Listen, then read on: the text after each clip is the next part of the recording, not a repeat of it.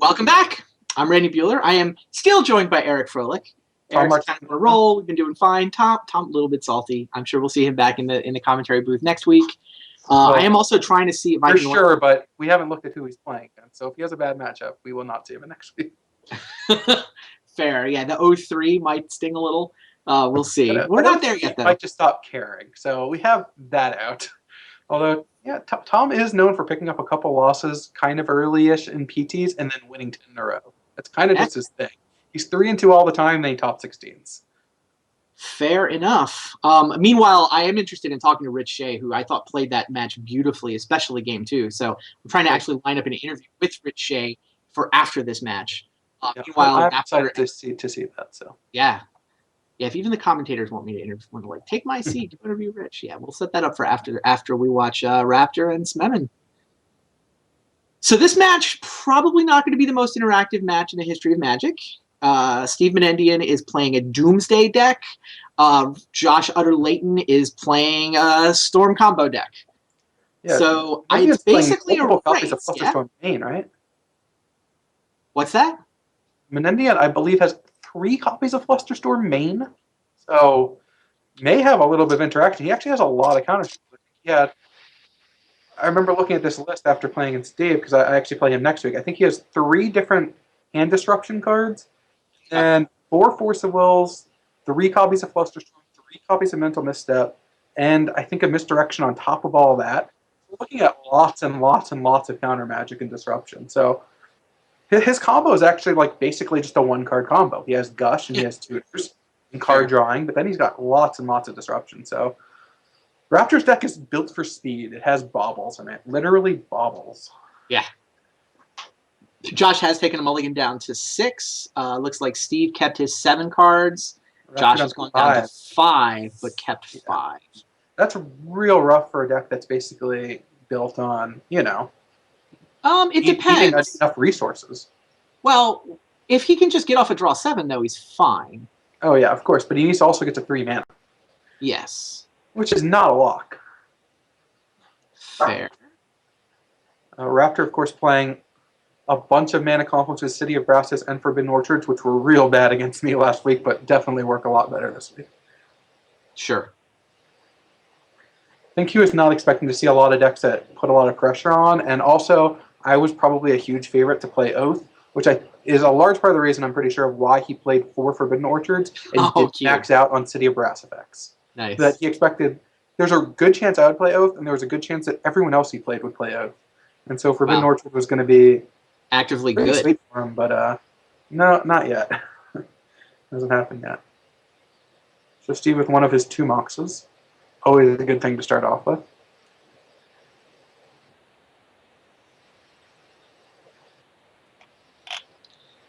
All right, and Dividing Top for Steve.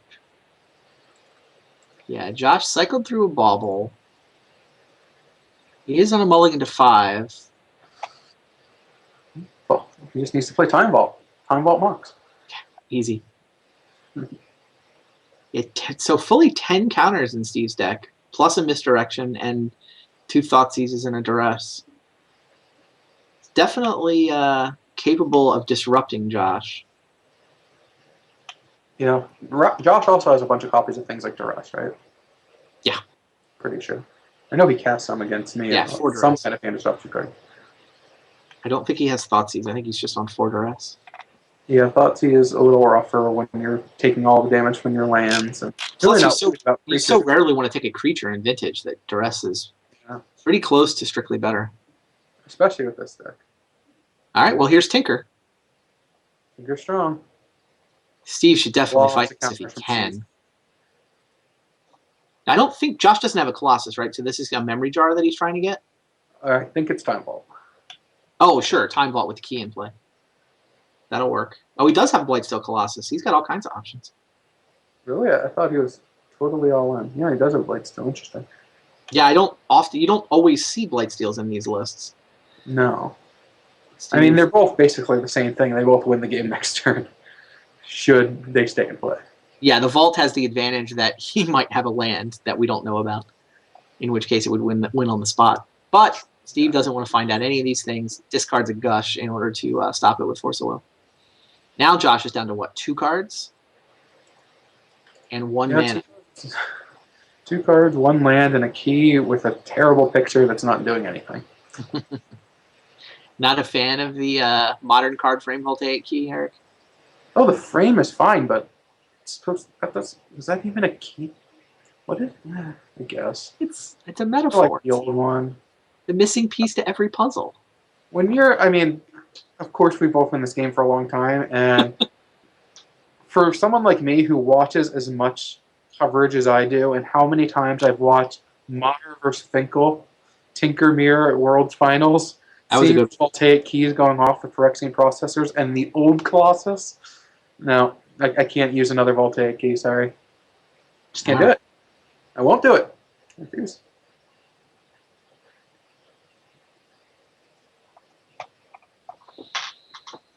So Steve Menendian, the perfect player to have Sensei's Divining Top, is he's maybe the fastest player we've ever seen. I was trying to figure out how to make that joke. Oh boy, buckle up. Yeah, he's definitely one that'll be more fun to watch when we have hand cams. I mean, a lot of the game does live in his hand. Yeah, we also need top of the deck cam for Sensei's Divining Top. Yeah, you probably don't see it on a hand cam, right? I'm one of those weird people who's kind of been enjoying this more. I feel like trying to figure out the potential lines and the cards they have without the hand cam, and I feel like it would spoil it more for me than it does in other formats where the lines aren't as dramatic. And maybe that's not true. I need to give it more thought to know exactly how I feel, but I've really enjoyed actually seeing without hand cams, where general Magic I don't find it interesting. Like I just don't really enjoy watching Standard, and I have been enjoying watching Vintage. Maybe it's just strictly better with the hand cam still. I guess not strictly, because like I said, there are things I enjoy that are. No, it's different. I've done commentary both ways over the years, and I mean, I find them interestingly different. I think that on balance, I usually would rather know what's going on, and be speculating about things that are actually happening and sort of understanding. But there's also like the big surprise reveal. Oh my God, he's got that card. Works a lot better when you don't know that he already drew 4 mental missteps, right? Yeah. Those moments are a lot more exciting when you don't know they're coming.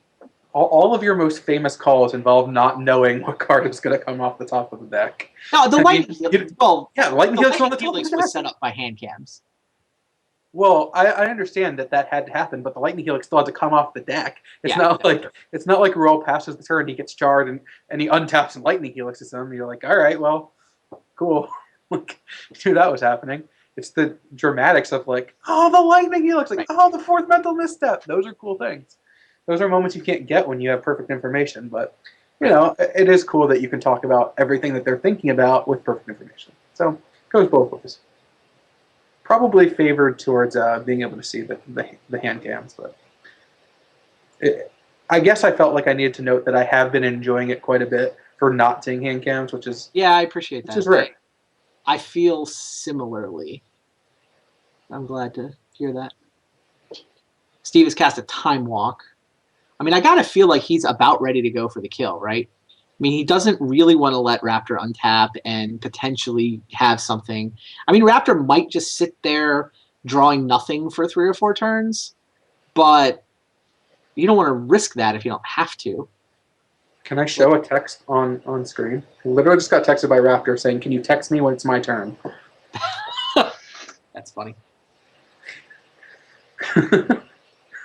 To be fair, yes.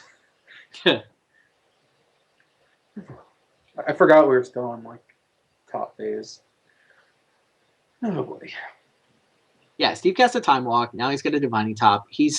This feels like about the point in the game where casting Doomsday becomes a very realistic option. Yeah. And if he says go, Josh can top deck like a Duress that suddenly screws everything up. He could, but I mean, Steve is still just so far ahead. Mm-hmm. I guess he's not that far ahead. It really does. I guess does depend on his hand. I mean, if he just has blanks, I guess he's not doing anything. But Raptor's really not in any position to do really anything for a while. I mean, unless he just plays land Time Vault and Steve doesn't have one of his several counters. I guess his counters don't actually work. He has a bunch of Force of Wills, but Flusterstorms, Mental Missteps, and Misdirection all do nothing. So Time Vault off the top is Raptor's best hope. Right. And Steve's only got 3 cards in his hand. I mean, what he needs is he needs a Doomsday. He needs one more black source in order to cast Doomsday. It can potentially be Dark Ritual or an Underground Sea or a Gush. Or just Gush. The thing is, though, that what he really wants is to save his Gush for after Doomsday so that he can use the Gush to draw the first 2 cards he puts on top of his library. I mean, that's usually... But again, he is so far ahead that if he just casts Doomsday, Raptor can't kill him. Like, Raptor has to have a land and Time Vault at this point. And it's unlikely he has either, because he would have likely played a land the turn before this, and he would have likely played Time Vault this turn. Yeah. So the sequence of things that needs to happen put him pretty far ahead. Of course, Raptor can cast a card drawing spell into Lotus and to draw 7. I guess that is actually, I didn't think about that. Raptor could, if Steve casts Doomsday and just passes, play land, draw 7, kill him. Wheel of Fortune, kill you. Right. Even Ancestral gets scary. Awesome. Even Ancestral gets scary when your library is that small, right?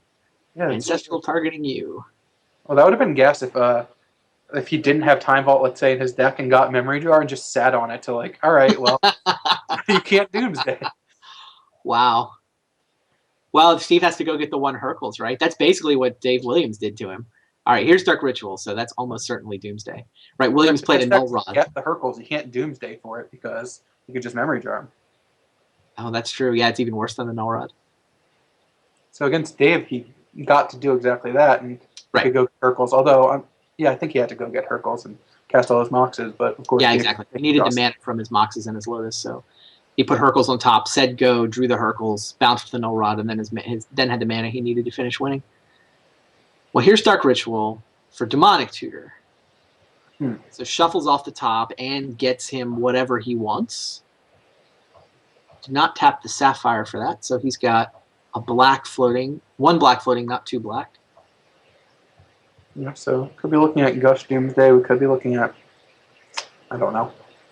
Could be looking at anything. Guess it really depends on what's already in his hand.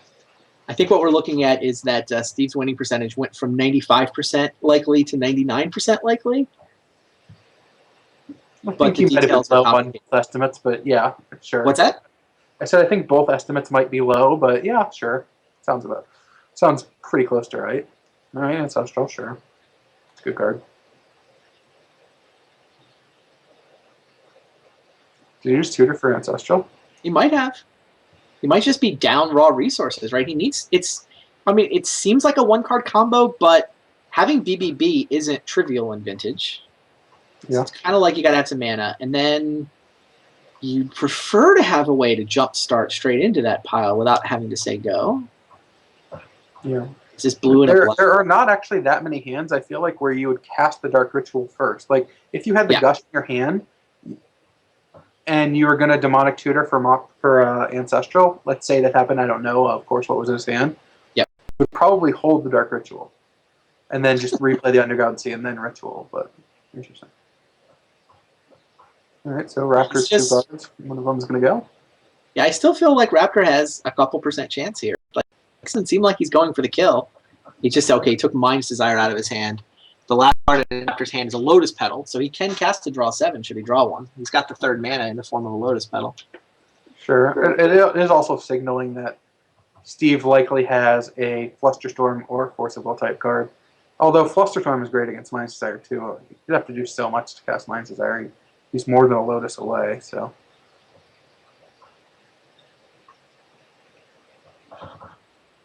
And now a Ponder. I mean, I would put Steve on Force of Will after taking the Mind's Desire. But... Yeah, fair. He went top, and did not shuffle with the Ponder. Well, if he's casting Doomsday, it means he was just getting the 1 card he wanted anyway. Or any other shuffle effect. It means Ponder's just basically Impulse. I guess Divining Top's also a way to go get the top card from a Doomsday stack, huh? Yeah, definitely a lot of options, and Steve will think through all of them, I promise.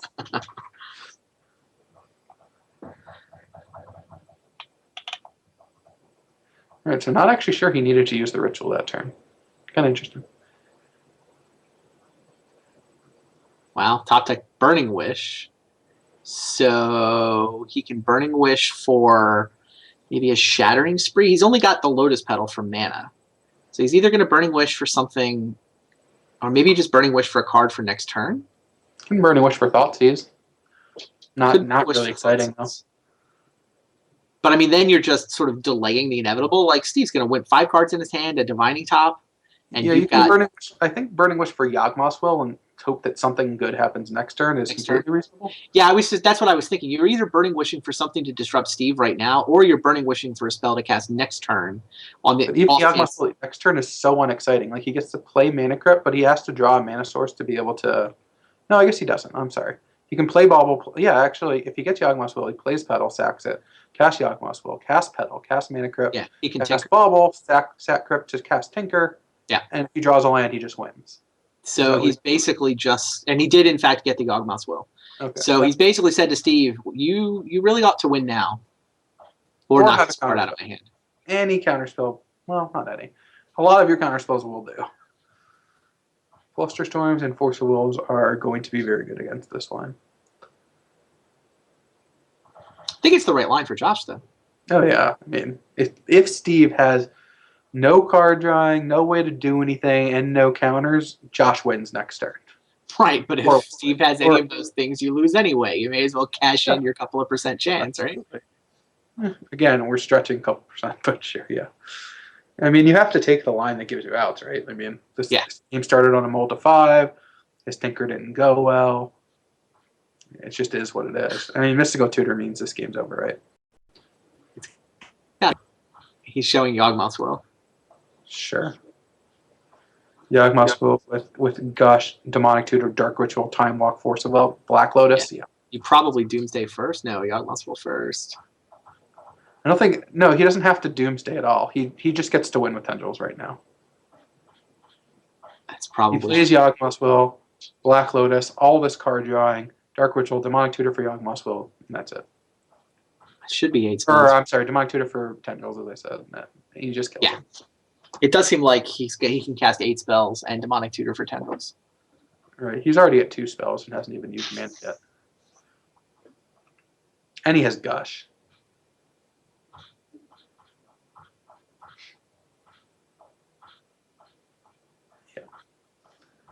Yeah, and Josh's hand is known at this point. There's the Ancestral. Storm count is 4? Yeah, it should be 4. Yawgmoth's Will, Lotus, Ritual, Ancestral. So he's got just 7 mana available. Gush will be Storm count 5. Any of the card draw spells will be Storm count 6. Demonic Tutor will knock him down to 4 mana, which is exact 6.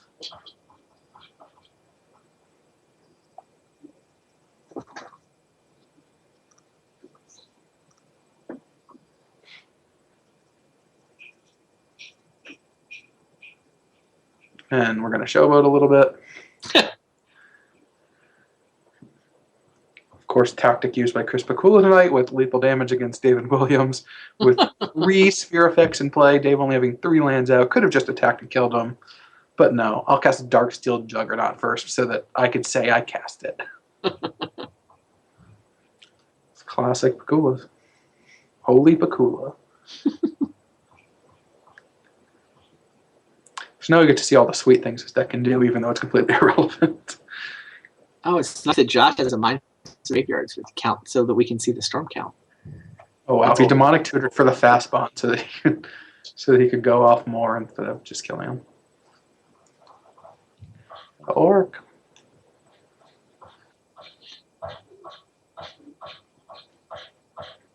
Josh just gonna stick this one out. Probably went to go get a snack or something. Yeah, exactly. I don't think he's standing at his computer right now. He probably is. Might want to see like what kind of lines he takes to see if there's any he can exploit. But it doesn't matter for this matchup, and he doesn't play him again, so. It's got game 2, maybe game 3. It's good for me though. I get to see the different lines he takes to play him next. Yeah, go for your fast spawn. See how that works. All right. Steve Menendian wins game 1. Josh had a mulligan to 5, had basically one broken spell, got it Force-a-Willed. Never really got the chance to do anything else exciting.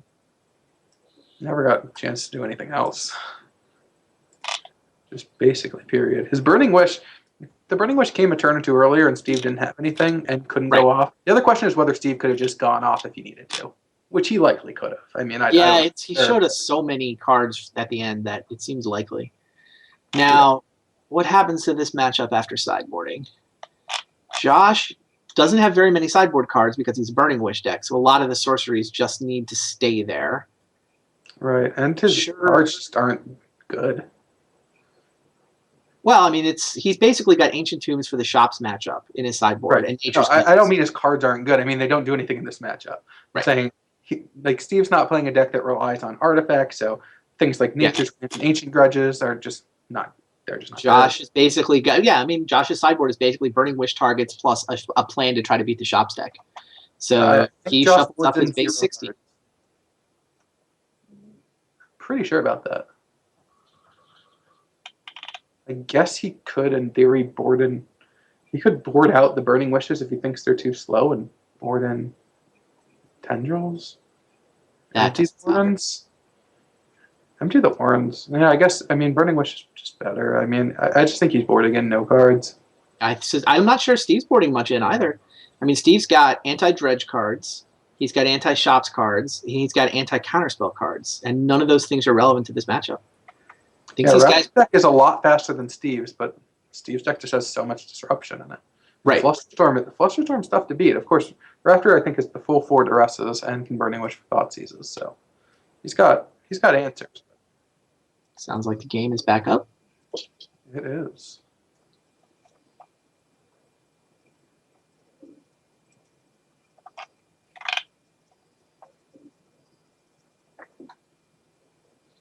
Rich Shea seems to agree with your hand cam stance, by the way. Looking at I've gotten a couple tweets about it too. It's interesting. It's an interesting debate. Definitely, I can see both arguments. I'm not sure exactly how I feel. I need to think about it a little bit more. I'd be interested in when you talk to Rich to hear some of his thoughts. So yeah, well, I'm confident that we should try it with hands and see if we can make that work and see how that feels better or worse. Maybe we mix it up. Maybe we stick with hand cams. We'll see. Definitely going to try them.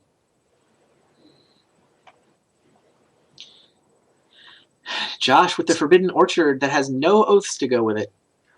Some comments in the chat asking if Steve thought he was on the Lab Maniac deck, which he is on Lab Maniac. He just also has 1 Tendrils main, so situations like that where he doesn't. There are some times where you can't cast Doomsday, like you just don't have it's just a Gush Bond deck, right? Yeah, it is. You can absolutely just turn into a complete Gush Bond deck that has the Doomsday combo too. So that's a turn 1. Mox Petal, Mox Opal, Forbidden Orchard, Wheel of Fortune. Not bad. Wow. Menendian loses. He had his Lab Maniac along with Land Petal, Preordain, Gush. Oh, shit. Yeah, Josh had a mental misstep to defend anything, but yeah, makes sense. Josh basically had a hand that was all in. Well, he wasn't all in on Wheel of Fortune. Josh's hand was, I'm going to play a turn 1 Wheel of Fortune, and if you have a Force of Will, I'm going to play a turn 2 Burning Wish. It's a pretty good hand. It is entirely reasonable. Yeah, the Burning Wish resolved, so I'm sorry, the Wheel of Fortune did resolve, so the Burning Wish never got the chance to do anything, but that's fine. He's just up 4 permanents, right? He got an Orchard, 2 Moxes, and a Petal into play, and his opponent gets just the same fresh hand of 7 that Josh gets to draw. Right. And Steve could just have a completely unkeepable hand now. Of course, you don't get to mulligan off these 7. And Steve did mulligan his opening hand. He did have a 6-card hand. Oh, so he unmulliganed him? Yeah, Lab Maniac. In some ways, it's good to have in your hand because you get to cast it before you play Doomsday, and you don't have to make it as part of the pile, and you just draw your cards and win immediately. But it does cost 3, and it's kind of slow in this matchup, so it's pretty close to a mulligan being in your opening hand. Of course, the rest of his hand was pretty strong. 2 pieces of fast mana. He's only playing 4, I believe. 2 Moxes, a Black Lotus, and a Lotus Petal. So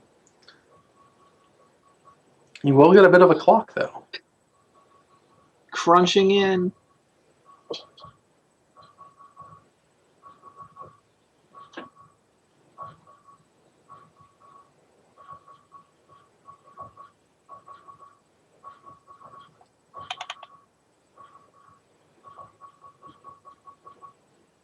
Now, we'll find out what Josh's second hand has for us. Probably just gonna say go and discard. You think? No, I don't. Edible. Does that ever happen? You've played a lot of the turn 1 decks. I mean, you is normally like all mana, no business. Something Okay, like that concerns. I mean, having access to 4 Burning Wishes definitely increases your business count. That's for sure. Right. Yeah, my version of this deck is basically this deck, but with Oaths and a couple Grizzlebrands. So Josh points a duress at Steve, and Steve responds with Ancestral. Josh, oh, by the way, played Tolarian Academy as his land for the turn, so he's making 3 blue mana. What is he up to? He's making no blue mana. He might be misstepping and debating whether he wants to take blue or 2 life.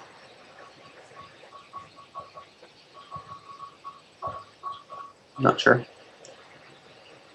No, looks like he's letting it resolve.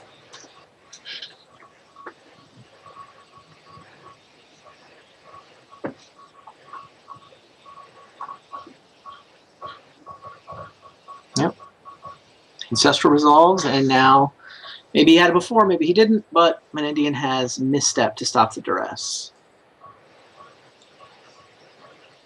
Right, so Steve had pretty good follow-ups after getting wheeled turn 1. You really have no idea what type of fortune you're going to get when you spin that wheel. Right. But, so far, been pretty good. Oh, interesting. Okay, that's what Josh was thinking about. He was trying to figure out whether he wanted the Ancestral as a response. Didn't Right, really see the so point. He decided. Wanted his duress to resolve first, at the very least, to see what he was up against. Interesting. I like his line. Yeah, Steve goes for a Force of Will. You're selling Hercules Discard Recall, which is both great and horrible in this matchup, as Josh has just so many artifacts. Null Rod, incredible against him, but they all cost 0. Not all. Of course, he has Time Vault and Colossus, and Hercules Recall can be insane against him, but certainly not great right now. All right. Well, this has been a big turn. Storm count's already something high. True. Steve's cast 3 spells this turn, right? And Josh, this is now his 3rd spell. Crazy. So Josh is just Burning Wish tendrils away from just winning this game. Yep. If he has it. Right. Wow. Menendian is full of counters, and, by the way, decides he's going to counterspell Dark Ritual, which is always a tricky judgment call and is right a lot more often than people who play Storm want you to know. Yeah, if he doesn't counter Dark Ritual right there, I mean, his thought process, of course, if he casts Burning Wish, he'd just be able to counter that before the tendrils can happen. But if Josh's card that he's looking to cast is Mind's Desire, which it very likely could have been, Steve's just going to, he's in horrible shape. Force of Will does close to nothing. Yeah, and Josh wound up just not doing anything with those 2 blue mana. That could totally have been Mind's Desire. Oh, we'll find out literally. Yeah, we will find out, won't we? Well, not right now. I mean, it's going to say waiting for SM Menen for a little bit, but then we will find out. Yeah, Thoughtseize resolves.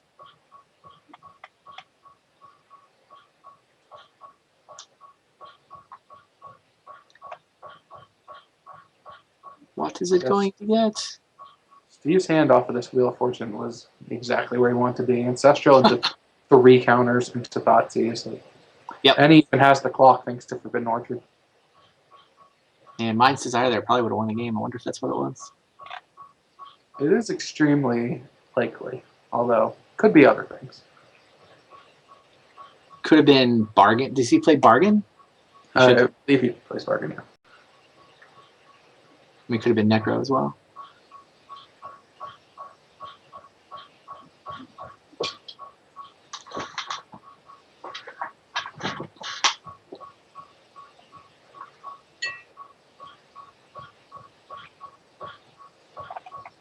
Oh, I called this at least. What's that? This was not going to be a quick decision. I knew that. That's probably Josh then, right? It means he's got more than one thing. All right. It was Yawgmoth, what it was. Raptor discards the Bargain and reveals Burning Wish, City of Brass, Burning Wish. was actually either of mine. So it actually turns out that it worked out very poorly for Steve. If he had saved Force of Will, he would get to counter the Burning Wish or the Bargain itself. Right. So interesting. The Mind's Desire, yeah, he was afraid of almost Mind's for Desire, sure which is why he loses to it. fought the Ritual. But yeah, now he needs another counter. This Yawgmoth's Bargain's coming down, and Raptor's got a lot of life to work with. No, the Wow, Bargain went to the this is graveyard. so good. The Bargain is in the graveyard now. It's Burning Wish is what Josh says. I'm sorry. Yeah, of course you just got to rest. Literally seconds ago. Right, but what can he get with those Burning Wishes? Does he Yawgmoth's Will? Does that do anything? He gets Yawgmoth's Will. Yeah, you're right. Is that enough, though? It's got to be, right? It's 1. It's 2 mana floating, 3. No, he can't. I don't think he can cast it. Am I missing something? I don't think he can cast Bargain, I'm saying. Hmm. He has 7 mana in play. Yes, he can. 5, 2. Academy taps for 3. 3, 4, 5. All right, so he took a Flusterstorm out of his hand and leaving Steve with Tropical Island and Doomsday.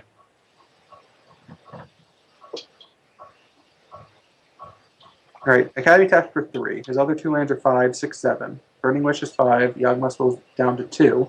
Replay Pedal to 3. Ritual is 5. I didn't see it. Now he can go Ancestral and hope to hit some mana. Here comes Yawgmoth's Will.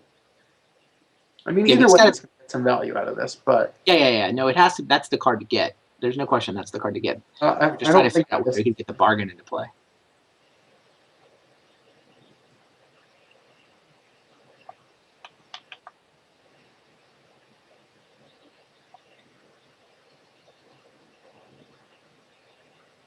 Yeah, it only looks like he's got 5 mana.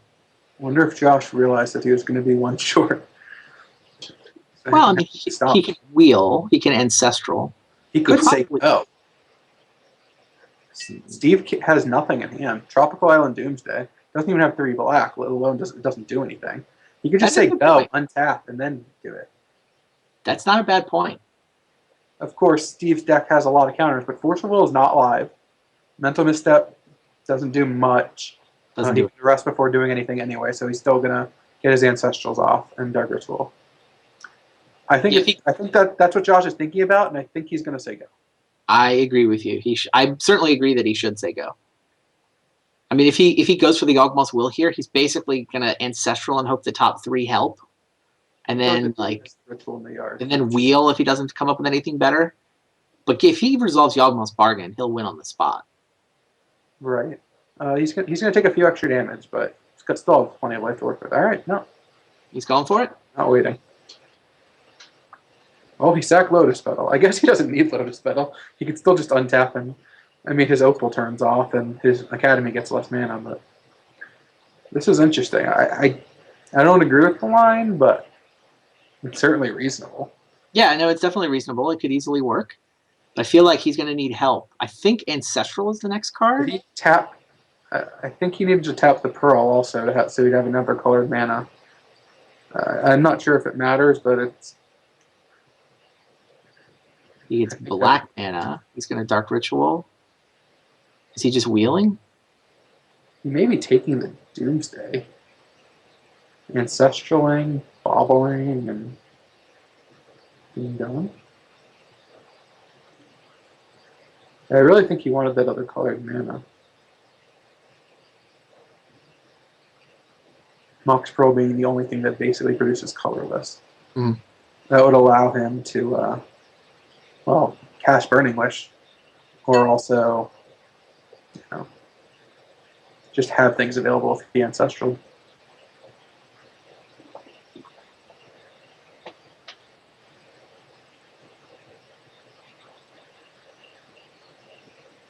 Yeah, Raptor just noted in the chat basically exactly what I said. He wants blue and he can't undo because he didn't tap correctly. Oh, he wanted his blue just off this orchard, which he just tapped black to make a spirit. Not he said okay to the spirit token. Yeah, once you say okay to the spirit token, him right now. All right, so sacks the Lotus for blue to Ancestral. Now he's got a hand of 4. Second Mishra's Bauble. He's got a ritual available to him off the Yawgmoth's Will, so he can get to 4 mana still. Yeah, not much you can do with that. Not having the colored mana is, I don't know. I think it's hurting him a lot. Yeah, he can't even. I mean, it depends on his hand. He could just have it. But like if he just draws a ritual.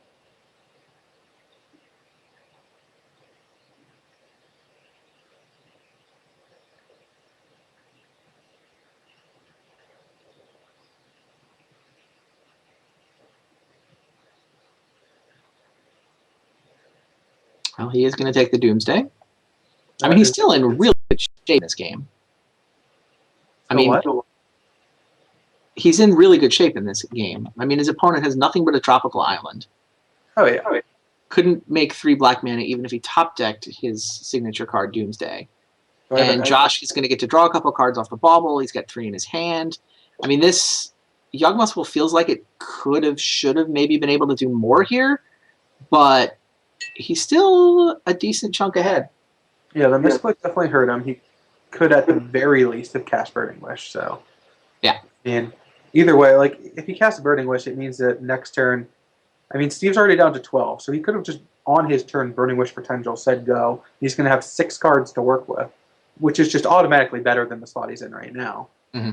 You know, just basically down that Burning Wish. But yeah, other than that, I mean, the turn was a good turn, but it wasn't the best turn for them. Right. And now he's got to have another good turn. Yeah. Steve's going to need a good draw step, that's for sure. Ancestral's already down. Gush would be good. Steve's hand is just tropical and unknown.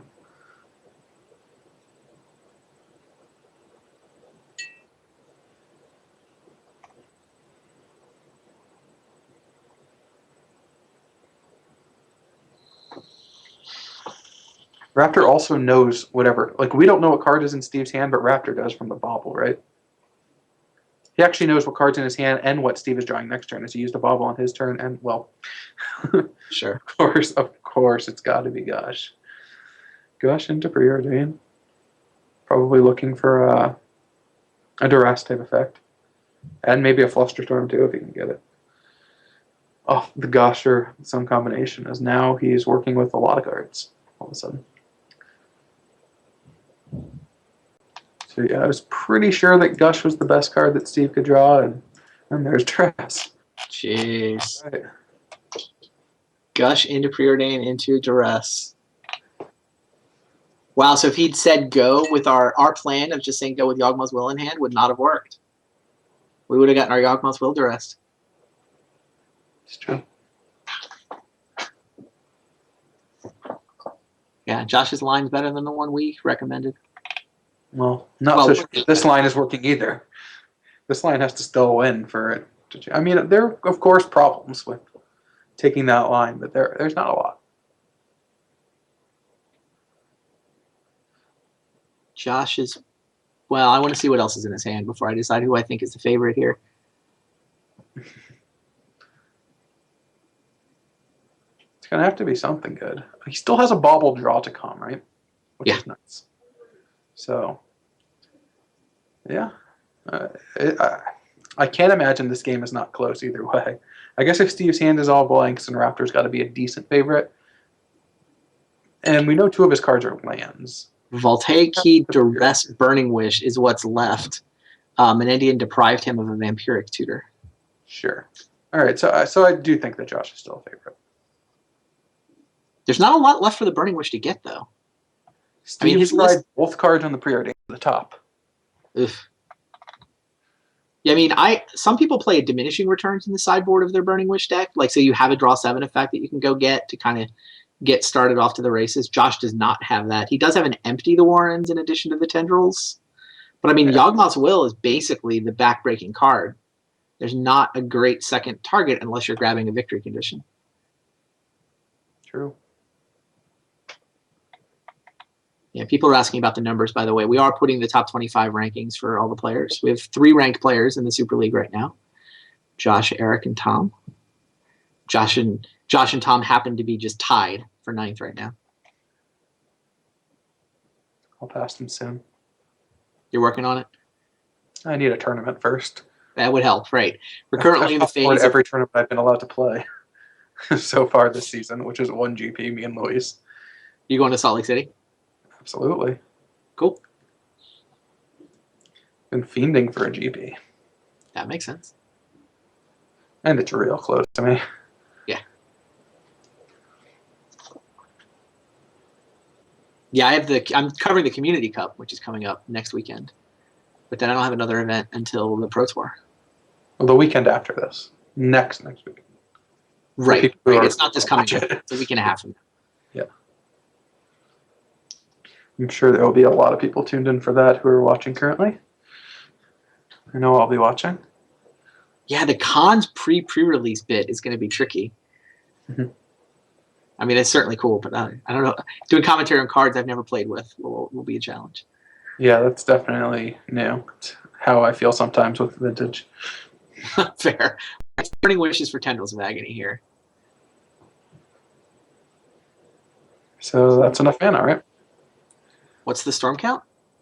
I imagine that Josh has not messed this up, but I have not counted myself. He definitely cast Key, Manifold, Ponder, Duress, Burning Wish. Yep. Tendrils will be at least 6. And it is exactly 6. There you go. 5 storm copies of Tendrils plus the original. That is drained for 12. That was a pretty turn. Yeah. Perfect amount of storm, perfect amount of mana, well sequenced by Raptor. Unsurprisingly. All right. We will get a game 3. We haven't had very many of those today, have we? Have we had any? I don't think so. Oh, no, the last one. Tom won that oh, right. I forgot Tom and then just got buried. But... Right. Game 3 lasted 2 turns, I think. Although technically Rich took 3 turns in his 2 turns.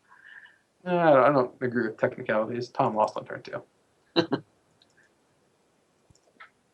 Game is already up. Doesn't look like the other player changed their sideboarding, if they even had sideboards. Our theory is that both players are probably just running their initial 60. Yeah, I didn't take a look at Steve's sideboard yet, but I definitely think that Raptor's on his original 60. I looked at Steve's, and it's an anti-dredge package, an anti-shops package, and an anti-control package. None of which applies here. 6 cards apiece. Steve keeps cards 6. Are especially bad. Josh. If he has anything bad in his main deck, he could board a Nature's Claim, but I don't know if he's playing any bad cards. Doesn't look like it. Josh is down to 5 again. Steve's kept 6. Well, that's just unfortunate. I mean, especially the Raptor on the draw. It's like the deck does like mulligan a lot. Like it doesn't mulligan that badly. It's not like it needs a critical mass of stuff. It needs like one broken thing to resolve. Now, obviously, you're playing except cards, you're more likely to have a broken thing that you can get through your opponent's defenses. Yeah, that's the problem. Is that he really needs lands or mana at least to cast his spells. A duress of some, basically duress. I don't think he's playing with Thoughtseize. Yeah, and then you need a broken thing. So it's hard to do on 5 cards because you need the mana to cast these things, and it's so hard to resolve your 1 key spell if that's all you have because Steve is just playing a wall of counter magic and his own duresses and Thoughtseizes. That's fair. Yeah, I'm more used to the version of this that also has Oath, where you can mulligan into like Orchard Mox Oath, and suddenly your draw is insane, even with only 3 cards. Of course. Like Mox. It's not bad for mana. He's got all the mana. Does he have a broken thing? Mox Bauble Academy. Well, it's probably going to get a draw 7. The way he's tapping.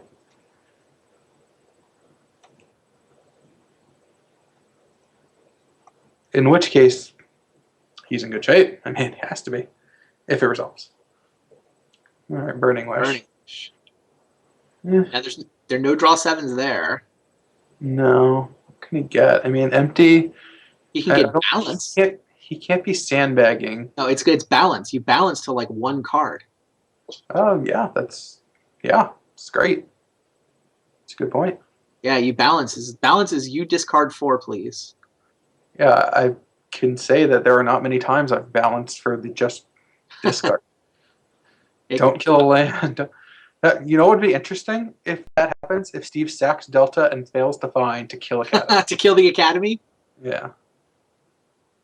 Well, he definitely got the balance. Wow, Raptor has a Ponder left too.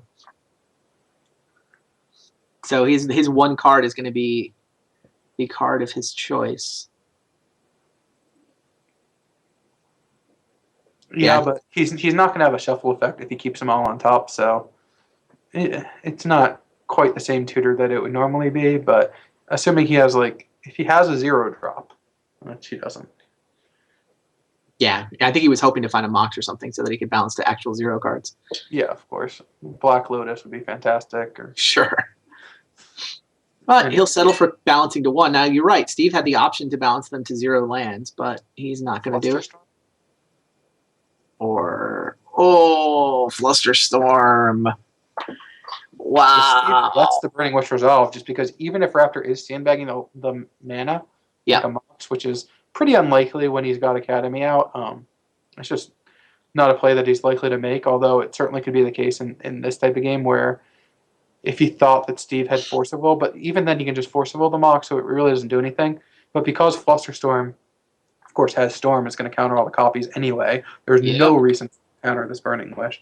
And so Flusterstorm just so good against the stack. Of course, Raptor still has a card in hand. He still has a bauble to draw another card. He's got 6 mana. I mean, he didn't go all in to have this happen. He didn't sack a Lotus. No, his hand just naturally said, play all your cards and then try to balance Steve's hand away. So as far as your general all in to play your huge spell, a lot of times where that happens and it gets countered, you're just out of gas and you're dead. You cast, Lotus Petal, Ritual, cast Yawgmoth Spark and counter it. Okay, I'm dead. But Raptor just had to cast Burning Wish into balance. He just got 1 for 1. Yep. Which isn't great. Not really where you want to be, but it's not game over where it would often be. All true.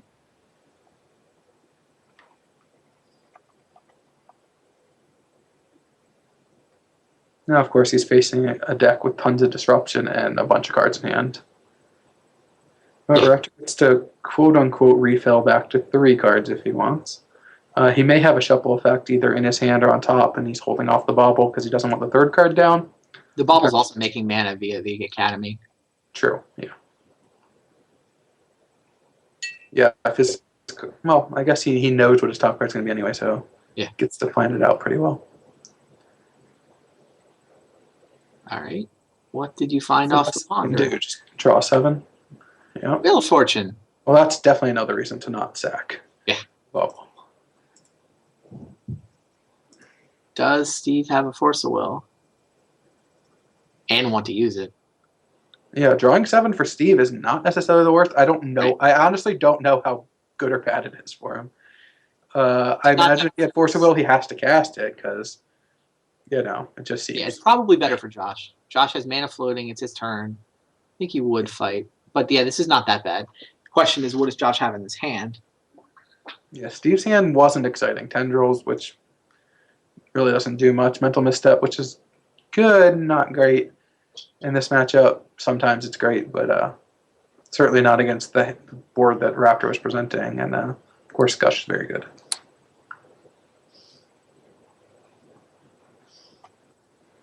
So Raptor's last card was just the Dark Ritual that he chose not to cast before wheeling. Which, if you assume it's going to get countered, I guess, is there really a what colored mana does he need? Does that make sense?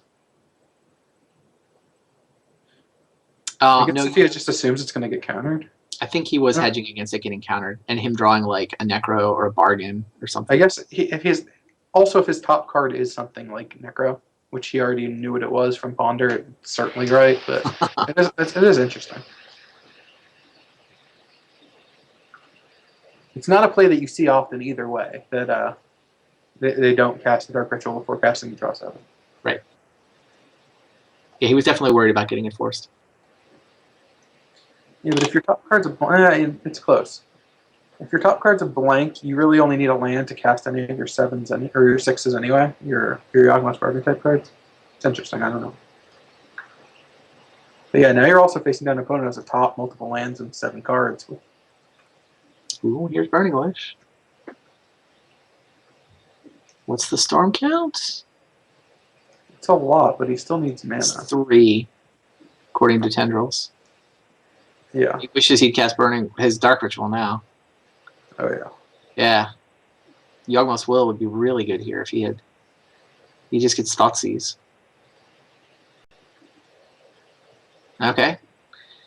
Not able to keep going, not able to win off that hand of 7, so he decides to make sure Steve can't win. At least try to. Yeah. Discard one of your 7 cards and you still have top.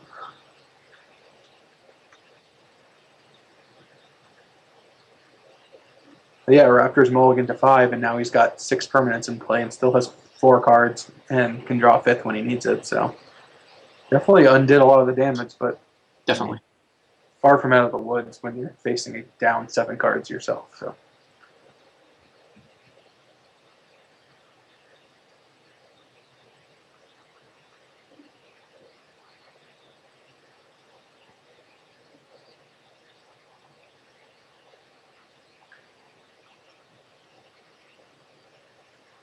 Definitely curious to see which 7 cards he drew off this wheel, whether he had as much fortune as he had last game. Fair. Last game, it felt like his hand was fantastic off the wheel. Or was that game 1? Which game? I'm already confused. It's been a long day for me. It definitely happened one time where he drew 7 cards and they were great. Raptor actually cast.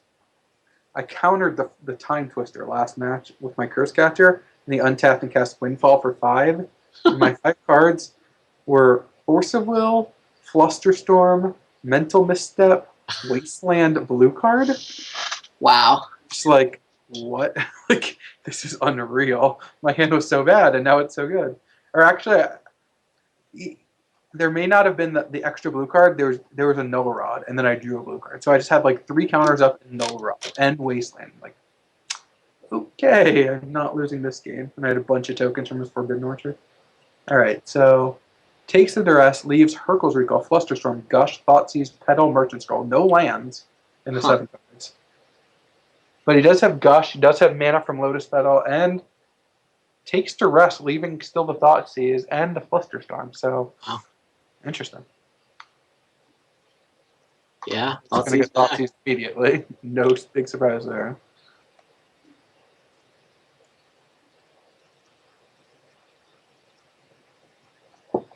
This has been a surprisingly interactive matchup. Yeah. I thought these guys were just going to race.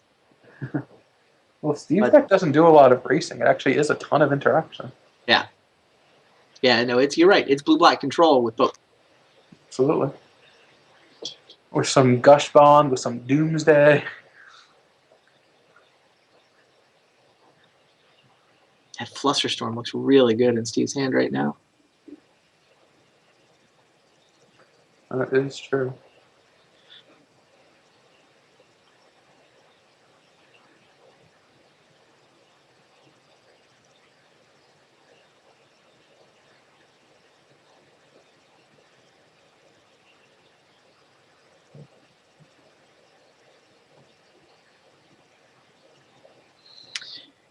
Raptor lost a Tinker, and he still has Ritual, Time Vault. That was a pretty good hand. Wow. It's also a pretty awful hand, depending on how you want to look at it. Why? Well, he has no action. Not now. I mean, he had Time Vault Key. Oh, you're saying with the Tinker? With the Tinker, yeah. Yeah, I'm saying the hand he was left with. Yeah, after the Thoughtseize, his hand is terrible. Yeah, his hand was definitely pretty strong. Wow, though, again, Raptor, when he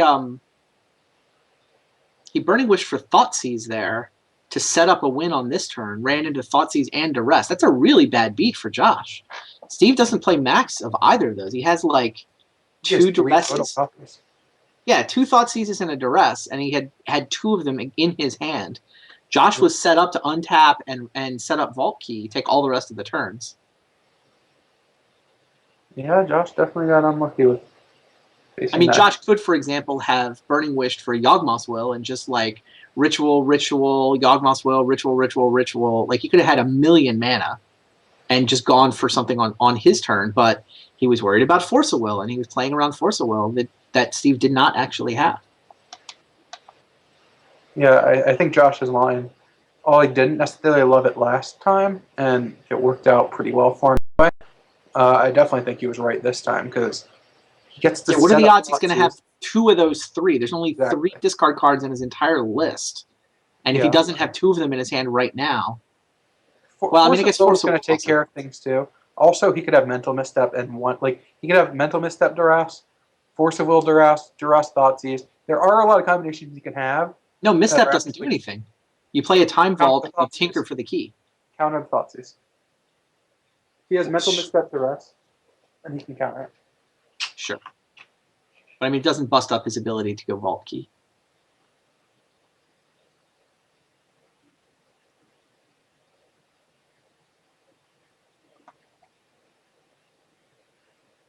All right, Menendian has Merchant Scrolled for a Force of Will. It's a good card.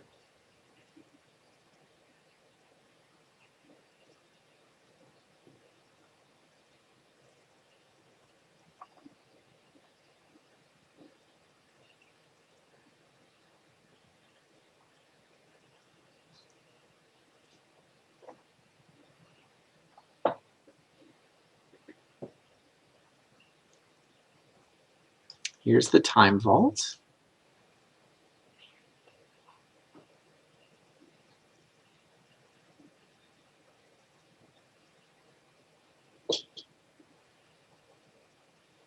Hell, how about Ancestral off the top? Ancestral is a good draw. Although, off 2 tops, right? Off 2 tops, sure. He did sack his bauble. Steve has to decide whether he wants to use the Force of Will that he Merchant Scrolled for. I would think no. Well, he has multiple more mystery cards from the Gush, right? You know? Yeah, it's just you really want to pitch 2. Oh, he has a Hercules Recall that isn't doing anything. I guess that's pretty close to trading 1 card. Yeah, you can disrupt Vault Key for a turn, but not really. When you have all this 0 mana artifacts. Right. So Raptor's hand down to just Ritual. I believe so. All right. He gets to top deck twice again, thanks to the bauble. Yeah, that is going to be necessary when his hand has no action. Although Steve I can't remember. It's been so long since I saw this. Steve's had 2 turns ago. He had Hercules, Flusterstorm, Gush, which he's cast, Thoughtseize, which he's cast, Petals in play, Merchant Scroll turned into Force of Will. So we don't know about anything except a Flusterstorm and the land that he bounced with Gush. Yeah. Sure. All right. Somehow this is turn 4. Vintage. Yeah, this has been a long match, but let the record show Josh has used almost as much clock as Steve. He started down 5 minutes while we waited for him. Come on. Is that true? I thought it was like 2. I think it's somewhere in the middle of those 2, actually. I think it was like almost 4. You make a good point, though. It's actually closer to 10 minutes difference than the 5 I thought it was. Steve has not been playing absurdly slow other than Winter. Yeah, so I agree. Definitely a pickup. Yeah. And the turns have definitely been complicated. Yeah, and the matchup's gone to 3. Oh, yeah. All reasonable. He has about the same amount of time as he had in his clock against Dave last week when Dave was playing a poker tournament and the games were not interactive and he wanted to. So, although he also hasn't cast the card Doomsday yet. True. So, or the card Brainstorm, has he? Brainstorm took a solid 5 or 6 minutes, I felt like.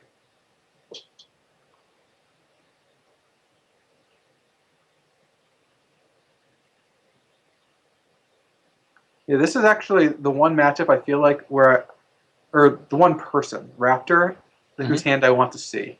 I want to, because there's not a lot of interaction. It's just, can you go for it? Where's the right? Every turn is a new puzzle to solve, right? I really don't care about how much disruption you have in your hand and this and that. Like, it's cool if you have it. I'd like to be surprised by it, but I want to be able to do the Raptor math while he's sitting there trying to figure out what should I Burning Wish for? Should I Yawgmoth's Will this turn? Can I get Bergen into play? Yeah, that's definitely part of That's the fun fun. of a deck like this. It's just every hand is a new puzzle to be solved. Yeah. It's a fun deck. I'm not sold on Mishra's Baubles yet, but it's a fun deck.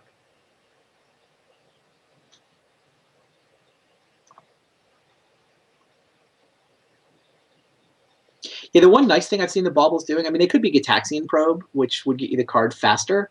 But the Baubles, like, they've turned on Mox Opal at least once, maybe twice. Yeah, I think that's a large part of the Mox reason. Opals, and Mox Opal's not restricted. I don't know how many he actually has, but I'm guessing 4. His deck has more than 20 artifacts in it. The deck has a lot of artifacts. Yeah, being able to play lots of Mox Opals is really powerful. Yeah, it really is. The card is not cheap on Moto.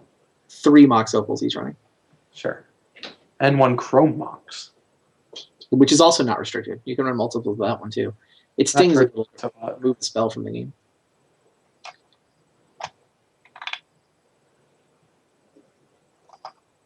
Hopefully we're not keeping Rich Shea up too late. We do have an interview still queued up with Rich Shea for after this match. Wanted to get his take on Vintage and also talk about the round 4 match that he played was really sweet, especially game 2 against Tom Martell. Yeah, it really was a great match. If anyone missed it or you're watching this in the archive and you haven't watched it yet, you should watch it. Yeah. You're going to get to see why Tom is so salty tonight, where I had to fill in and do coverage for him. And why people have so much respect for Rich Shea as a Vintage aficionado. Yeah, I played pretty fantastic. I mean, couldn't see his hand, but you got to see enough of his hand like at various phases and could see like what sequence of cards he would have had to have drawn. And so you know he was playing tight. Yeah. Even if you didn't know. He's a PhD student at this point, right? I mean, I don't actually know much about Rich Shea. The few things I've heard, of course, I've heard about a little bit from the Vintage community, and he's friends with David Williams, who, of course, is my roommate. But yeah, who speaks very highly of him, mind you. Yeah. But I don't know much about him. He seems very intelligent. I've read some of his posts, and they are well thought out and articulate, and I certainly have nothing but respect for him, but I definitely don't know him. Yeah, I'm pretty sure he's a PhD student at Carnegie Mellon, some sort of computer science related field, if I'm not mistaken. So he'd be the first Magic player to come out of that school, then. Something like that. Yeah, those CMU guys, they know a thing or two about Magic. I would trust their opinion on a lot of things.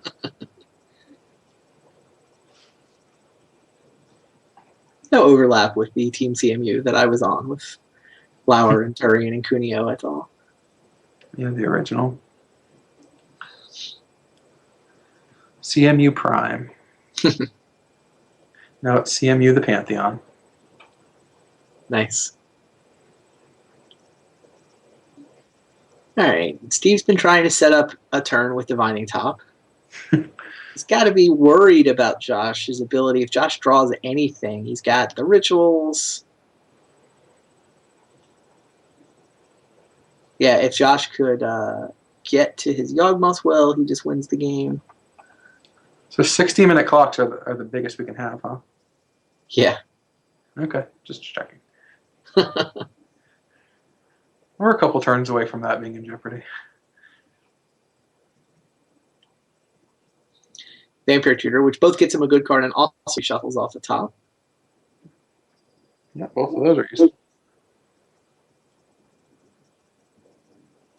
Let's see, what does he still have left?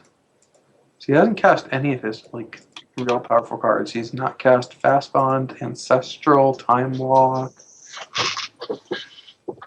Any copies of Doomsday? How many Doomsdays is he running? Is he actually running 4 Doomsday? Is that a thing? I think so. Okay.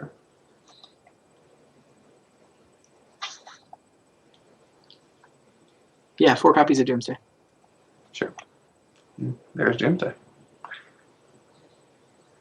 Wow. So does he just win right now, or is Raptor going to have a chance to maybe fire off a very, very small tendrils and just win the game? Well, I doubt Steve wants to say go. No, I would agree with you. In order to keep going, he needs to either have a gush in his hand right now, or he needs to play like something like Mox Ancestral. I think the Ancestral's in his graveyard. No, he doesn't cast Ancestral. He can cast any card draw spell, but it has to be off a Mox or a Lotus, right? It has to be Mox, Sapphire, or Lotus. He did just cast Vampiric, so there is a reasonable chance that he already had one of these. Like he already had Doomsday and had to go get Lotus, or had to go get Gush, because he did take away his top. Which, oh yeah, he has to already have it, or he had to go get Doomsday. No, he either went to go get Doomsday or he had it. Because if he had Doomsday, he would just cast Doomsday, use top, get the cards he needs to draw, one of the 5, and just win the game. I assume the deck wins the game from that spot. But I mean, I actually heard Steve talking about this. He's got 20-some different Doomsday stacks in a Word document. So that he's worked out, there are the following 20 different permutations of things that could be going on, and you need all of the following different stacks. I think he's actually got a PDF that he's published. Right, I've seen that. I think he sells vintage articles on his website, and yeah. But so one of the advantages of playing on Magic Online actually is he can just go look up the appropriate Doomsday stack and remind himself about what he had worked out was the right way to handle the following situation. Yeah, I saw a little bit of his replay against Dave Williams, and it sounded like in one of the games he had just his basic stack was exactly what he needed. The usual 5 cards, the one that he gets the most likely or the most often is what he needed to win the games, and the other one he had no stack for and didn't know what to get, and that's why it took so long. And I think he ended up getting the wrong cards. Here's Gush. He got like Tropical Island Fast Bond. And those ended up being the bottom 2 cards in his deck in his 5-card pile. But he couldn't actually use them because he didn't have enough life. The other 3 cards were still plenty enough to win the game. So I'm not sure what took so long or why it happened, but yeah. Well, so he cast the Doomsday, picked 5 cards, had a Gush in his hand, so he was able to draw the top 2. They were Lotus and Ancestral, so he was able to draw the other 3. Now he's got Black Lotus, which presumably he sacks. Yeah, there you go. Yawgmoth's Will. This will let him get the Lotus back, probably to cast Laboratory Maniac. And then Petal Ancestral will win him the game. Looks like Steve Menendian is going to go to 2-0. There's Laboratory Maniac. Battle of the 2-0s. Doomsday plus his Ancestral means suddenly there were no cards in his yard. No cards in his library, sorry. So that Lotus Petal sacks for Ancestral, and there you go. Steve Menendian, 2-0. Josh Utter-Leyton takes a game off of him with, wow, look, yeah, there's the hand that still had all these. He had the Flusterstorm we knew about. He also had Force of Will on a blue card. So Steve Menendian wins the match. He had defenses up through all of Game 3. Now, to be fair to Josh, he did mulligan to 5 in both of the games that he lost. Had some broken stuff both times, but Steve was able to fend it off. And he'll move to 2-0. Exactly what you'd expect. The 4 vintage masters, myself, Steve, Rich, and Pakula at 2-0. Is that how it works? Yeah. Luis and I are both vintage masters that canceled each other out. Is that how we wind up? I think are we the only 2 1-1s? You're the only 1-1s. We're the only 1-1s. We have 4 2-0s, 4 0-2s. You're the only one to break serve this week. Yeah. The only 0-1 to come out victorious. So pretty crazy standings. Not what you would have expected. 4 2-0s, 4 0-2s. Yeah. That was a fun day of Magic. Oh, yeah. All right. Yeah, thanks for hanging out, Eric. We will be right back momentarily. We're just going to take the stream off, go to a screen just long enough to get Rich Shea in here so we can talk to him a little bit. So see you next week, Eric. Thanks for tuning in, everyone. And yeah, can't wait for that interview.